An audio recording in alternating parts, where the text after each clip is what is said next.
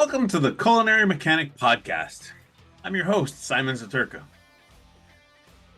Well, gosh, it's a beautiful sunny day here in Seattle. I gotta tell you, I'm pretty excited. Spring is coming. But more than that, I've got an episode today that I'm so proud to bring you.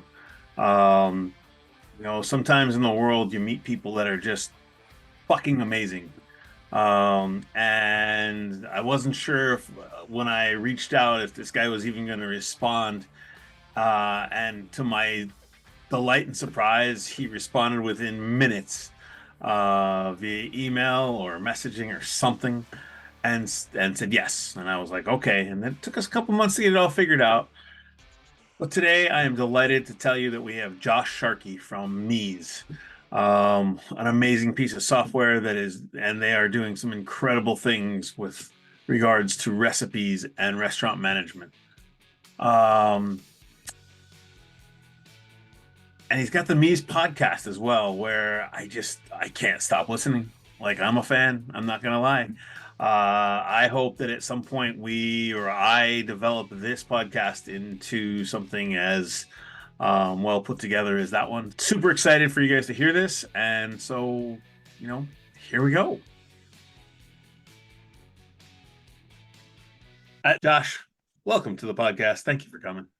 Awesome to be here, man. Awesome to be here and glad glad to contribute. Right on. We chefs, we need to stick together, right? It's all good stuff. That's right. I am not a big person when it comes to a lot of formality, so I'm just gonna press on the gas and say, how'd you get into this industry? Like, what brought you in? Yeah. I mean, it's quite a while now it's been. I think I started cooking in 96, 97, something like that, with my first job. But I think technically getting into the industry was more like 98, 99, because I was just sort of cooking in high school. But what ended up happening is my father passed away when I was 16. And I started cooking more at home, cooking dinners, because my mom worked late, worked nights. She had to, support three kids, and we didn't have, a ton of money. So I would sort of, take care of dinners. And then I got really into cooking, more than just in the restaurants I was working at. And I was a wrestler, and I ended up I had scholarships to go to college for wrestling, and I ended up entering this contest for Johnson and Wales. Turns out they also have a really good wrestling team. And Who knew? yeah, I didn't, that's for sure. So I ended up going to Johnson Wales. I went from kind of cooking just because it was a job to going to culinary school. And then even then, I would say it didn't really click right away. I liked it, but then I entered another recipe contest. Sort of, it was very innocuous. I didn't know much about it, but a buddy of mine was like, "Hey man, you should check this out." And it was this sort of multinational recipe contest with the Norwegian Seafood Export Council. And I entered. I had to come up with a recipe with salmon. I ended up getting to the finals, and they flew me to New York. And Nice. I cooked for Chef Eric Ripert and Marcus Samuelson and Rick Moonen and Rocco DeSpirito. I didn't know who they were at the time, thankfully. I was gonna say that I would was be so 19. daunting if you did. So I was less nervous than I probably should have been. And then I ended up winning. So I got to travel through Norway with the chefs and a couple other food writers and the Norwegian seafood team through the Lofoten Islands in the north and all the way through to the south, and then ended up working this really incredible 2 Michelin star spot in Norway, in Oslo, called Oro, from this guy Terje Ness, who had just won the Bocuse d'Or the year before. And I fell in love right away. I was like, holy shit, this is, can I cuss on here? Is that okay? Yes, please. I was just blown away. I mean, it was just pristine, and we're like, taking scallops out of the shell, and cleaning shallots from the bushels, and it was just, everything was fresh every day, and just very technical, and just things I had never seen before, and induction woks and combi ovens, and this was 99 still, so it was somewhat ahead of the curve, and it was just like, okay, this is what I want to do for the rest of my life, and that's when I was like, okay, I'm going to be a chef. So worked there for a while in Norway, and then I came back to New York, and then worked for a bunch of chefs before opening my own restaurants. I worked for uh, Rick Moonen and John George and Floyd Cardoz and Gray Kuntz. Went back to Europe a little bit in between to work in Italy for a while, and then opened up some fast casual restaurants, which I would have never had assumed. What's interesting is, every like 8 years or so, I'm doing something that I would have never assumed 8 years ago I would be doing. When I started cooking professionally in kitchens, all I wanted to do was be the best chef in the world. And then somehow I find myself, in 2009 opening a fast casual hot dog based restaurant. I'm like, What? I would have never assumed that." Um, and so I ran that for 8 years or so, and then I was like running this restaurant group. I'm like, I kept being in places I would never think I would be, and I most certainly would never have assumed when I started cooking back then that Right. that I'd have a technology company, but here we are. I love it. Um, I'm gonna rewind the tape just a little bit and say that somehow, somewhere in the late 90s, I became infatuated with the food and the menus of Grey Coots. I remember that I was in Florida at the time, and my chef, gosh, he came back from New York City and he brought back, he's like, you like cool different menus that are like that are kind of different than everything else. And I said, yeah. He goes, check this out. And he showed it, and it was from the St. Regis. And I was like, wow, look at that. And then just started to go along. And then a few years later, he put out the Elements of Taste, and I was like, oh shit, I think it figured out like how I want to think about things, or how, and so the opportunity to get to talk to somebody that's actually worked with him for a good long time is pretty special as well. So, Yeah. um, Well, last year, I had, and he's a friend of mine, Gray's son, Jimmy, on the show. We chat every once in a while. He lives in New York. But he brought with two of these pristine, 6-inch deep binders full of every recipe from Les Banas, St. Regis. Les Banas, for anybody that doesn't know, is the restaurant that Gray Kuntz ran in New York City for 4 stars in New York Times. Just incredible, sort of groundbreaking restaurant. And we have two binders with every recipe and every menu that they've ever done. In my right behind me, and we're gonna digitize it. It's incredible. But yeah, he had a tremendous impact on my career, not just from a culinary standpoint, but in a lot of ways. yeah, I just wanted to highlight that because the guy just like I started like looking up menus on a regular basis and kind of seeing what was happening. And for me, as a chef, just I don't know, something always resonated with the purity of ingredient that he possessed. So, Hmm. um, I think that as we talk about, like, I just jotted down, uh every 8 years it seems to almost reinvent itself, your career. um Kind of special, right? I talked to somebody recently and they said, oh, chef should do that every 5 years. Well, I just want to know, like, in the general world, like, how does this advice not get passed? Like, keep it reinventing yourself, chefs. And I'm hoping that that becomes a soundbite, right? But I guess to stay on track here, um, like, all right, you won some contests, you got some great experiences, you got to work with some chefs. What propelled you forward into the industry? Because I feel like you can, at any given point, we as human beings could say, oh, I want to do something else, and clearly you got some skills, man. Like, you're a smart individual, you can tell just by talking to you. So what kept you, like, what really, like, what stuck you into the industry for you? Yeah. I mean, I think we all can sort of relate to when you start getting uh, into a kitchen. It's pretty, you know, addictive, and there's a competitive piece to it. There's a camaraderie to it, and there's this pursuit of excellence if you're in the right kitchens that is just kind of overtakes so much of you. And to be honest with you, the years just passed and I didn't even think about it because, you have this notion of I want to be the best. I want to be the best. And you're around all these other people that have that same notion. And I think that's what, that desire to pursue excellence just kind of, is what kept me going because it was, I mean, as I'm sure you also know, these are not the easiest places to work at. No. Um, but yeah, I mean, I loved it. I think there's a special thing about being a chef that you get to go find these inanimate things and turn them into this, creation that's partly yours that you get to hand to somebody, and you get to use your brain and create something net new. There's something really addictive to that, like being at the green market and like thinking about what you can do with that turnip if caramelize it a certain way, and what if you use this technique, and oh man, I could soak it in rice water, and it's just fun, right? And addictive. And so I think what it was a combination of just loving it a lot and a pursuit of just wanting to be excellent.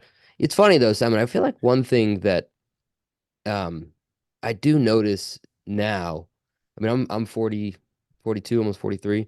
Um, and I started cooking when I was 17, 18, at least professionally. And um, I never once thought about like being a business owner or an entrepreneur or learning about business or leadership or entrepreneurship or economics of a business. It was just never even part of the zeitgeist of like what we've talked about or thought about. And man, I wish I did. I wish back then someone had told me, "Hey, learn this stuff. It's awesome that you're going so deep into becoming, a great cook." But there's a lot of other stuff you can learn along the way. And yeah, I just never it's never even crossed my mind like you should open a business. It was just keep getting better at cooking, keep getting faster, keep getting more precise. And that Yeah. was it. And I Yeah. don't know, maybe that's good, maybe that's not. I don't, but I have noticed when I'm looking back that, like it was never I never once thought, oh, I wonder how this is going to equate to, generating revenue in a business. Yeah. Man, you just kind of like touched right through my sternum there, poked me in the chest.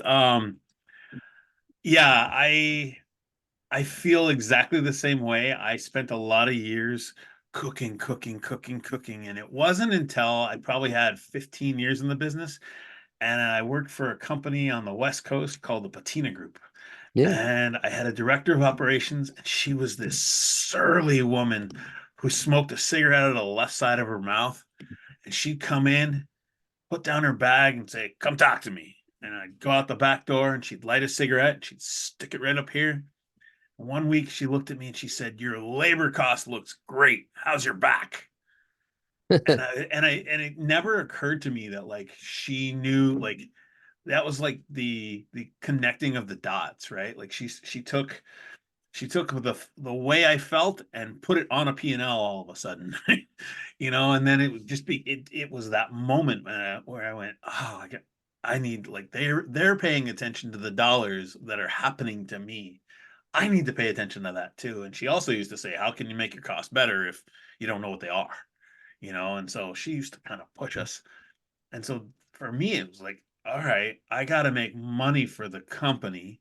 And then I got good at that. I got good at tracking. Turns out I actually understand spreadsheets and sort of like them. So I was the guy who my chefs would go as a sous chef. My chefs would go, "Oh, you're good with this. Here, you track the money and like make sure that we don't fuck up." Okay, But yeah, I wish that more. I wish that earlier on somebody had said, "Hey, you should probably do this." It wasn't. It was even later on for me that like leadership became a thing. I went for a job, and the lady was like, "You're an amazing cook, and you're probably a really hard worker, but I need a leader." And I thought, okay, so yeah, I now talk to young fresh culinarians and say, hey man, like read a leadership book, like learn to manage your time, learn that stuff because God, it makes a like if you had that, think of how much even farther perhaps you could have been. So Yeah. yeah, I, you know, it, I, it, I'm I'm honestly a little conflicted with that though, because in one regard, yes, I never once was, asked, how are you going to be a better leader? I never once was asked about, even food cost for the first 8 years of my career, 8, 9, 10 years maybe of my career in cooking in these restaurants. It was never even, I never once thought about it. It was just, how do I be a better cook? How do I get faster? How do I make my mise en place tighter? How do I get ready for my station earlier so I can go learn more things? Like, Right. how do I allow my like get the ability to let me come in early so I can learn bread or learn butchering? Like, that's all I ever thought about. And the pursuit was for how to make the best product possible, and that was it. And that's, I mean, it's carried on for me in terms of being an entrepreneur in good ways and bad. And that, like, I care about just building the best thing ever, like generating like X amount of revenue. Like, I kind of don't care about that, other than it's important for um to have a sustainable business and be able to pay my team and to be able to build more things.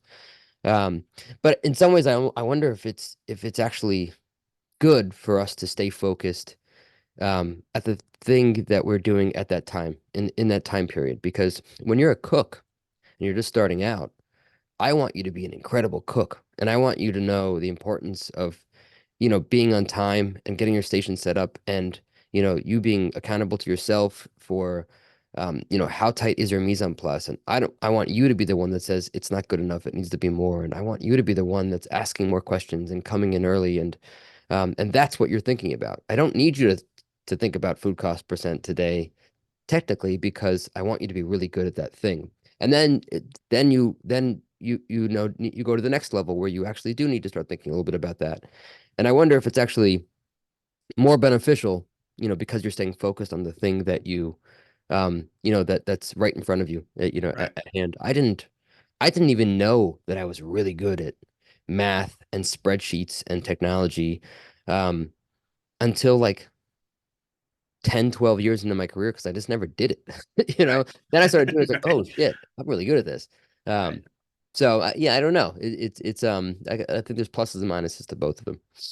Well, I will throw this out into the world. Every time I see a James Beard nominee restaurant, every time I see a Food and Wine best new chef restaurant close, my heart sinks. Because what the fuck, dude? Like, we've all been to so many of those restaurants, right? Like, you eat in them and like the service is good and the food is good, and yet we're at 18 months. Goodbye, right? I mean, uh, Now there's you're a now you're talking my language. That's why. I mean, honestly, Simon, that's why we exist at Meez. That's why we're here. yeah, And I'm the same way. It breaks my heart when I see someone who, by the way, is putting their blood, sweat, and tears into something, that is putting out a product that's impeccable, that the service is impeccable, and still it doesn't make it. yeah, And there's so much that we can do to help. And again, that's why my company exists, is to really bridge that totally. gap between creativity and profitability. Because guess what? If you're just really profitable and you have a cookie cutter thing and it's commoditized, cool, good for you. And if you're just, putting out incredible food, but you don't make any money, that's not going to work, right? You want both. And Right. and we become better as an industry when you can have both, when you have more and more businesses that are creative and profitable, and they're innovating and they're profitable. And I totally agree with you. It's such a bummer, when it's so sad when you see these restaurants that are incredible that just don't make it because of other factors. Uh, And I yeah, think that's slowly going to I start to change. I hope so. I hope so. I think that some of it though is like is I'll throw the analogy in like this. I was talking to a guy and he's been cooking for I don't know 7 8 years, and we're having coffee and he says, "Yeah, man, I think that my goal for the next 6 months is to be the," and he's a cook and he's right on the precipice of sous chef, right? He's really close. He goes, "My goal is to be the best cook in the kitchen." And I said, I'm going to challenge that. And he goes, "Oh boy, what do you got?" And I said, "How about this? You work to be the third best cook in the kitchen and work to be the best teacher in the kitchen. Everything you learn, pass it on. Everything that's coming to you, pass it forward. Like teach the people around you to be to be able to pass the information around so that like everybody's on the same page and everything's working. I said because at the moment that they had that company or that restaurant has an opening for you to be sous chef, it's a no-brainer because your influence has been expanded and people listen to you already because you're teaching them. So if we work as an industry to pass more information, right? Like I love Meez because I can take the information and just go boom, here you go. You get all that information. But being able to pass the information and expand influence almost is more important than the individual skill. Like I being a good skilled cook with great technique is fucking important. But also having a little bit more, I guess, vision of it all, of going, our industry is hurting, right? The depth of talent is shallow right now, whatever for whatever reason. And so I think that it's really important that we look at that, kind of as we become the sort of the elder statesman of an industry now, right? We look back and go, hey guys, like how do you affect the people around you to expand the influence, to expand the knowledge, so that when you go to another restaurant, they go, "Oh my God, wow, how'd you learn that?" Oh, well, we teach each other, or we taught, or that chef was really adamant about learning that and teaching that. So I don't know. That's my soapbox for the day, but it's really important to me. I think that like we all look around, because there's not everybody is as you are honestly you are an exceptional example of somebody who's taken what they have as a chef and parlayed that into something else, but there's a lot of guys and gals out there who aren't taught. They're just focused on being a cook and it doesn't take them farther, right? And so I think that it's just it's broadening the base of education within restaurants. And that's why I say you got to teach somebody how to understand more than just the food, you know. So anyway, Yeah, it's interesting. Yeah, I'm a little torn as to how that plays out downstream in terms of um, the motivation behind why you do things. Because, I think there's a real benefit to the pursuit of excellence. And um it's not a static exercise. It's like when you have this pursuit of excellence, it can carry over to anything, right? So if you can be the best X, call it the best cook, the best, back waiter, the best sommelier, you can then take that same pursuit and to the next thing. Now, aspiration is different, right? Do you have the ambition to want to do more than just be that? And do you have the um, the foresight to see that, hey, this isn't going to last forever. My body isn't going to let me be a cook for forever. So I'm going to need to learn more skills. But that pursuit of excellence is I think such a valuable um, skill that you build, a muscle that you build, and by the way, that can be. I think it can be yes, and you can be. I want to be the best cook. I also want to be able to share my knowledge with everybody around me. And sometimes, by the way, I think sharing knowledge is just um, because you push yourself harder and harder, people are affected by that.